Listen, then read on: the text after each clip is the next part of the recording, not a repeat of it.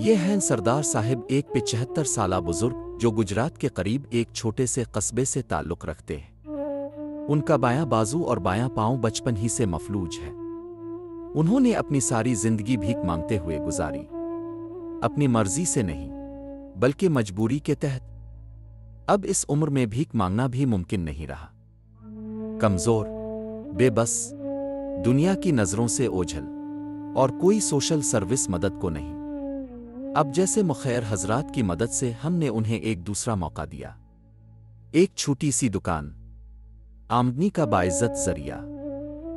ना अब भीख मांगनी पड़ेगी, ना दूसरों का मोहताज रहेंगे। ये इख्तिताम नहीं, ये तो सिर्फ एक कहानी है। हजारों में से 100% अतियात मुस्तहकीन तक पहुंचते हैं। आपकी चैरिटी मुस्तहकीन की दहलीज पर। आइए अल्लाह को कर्ज़े हसना दीजिए।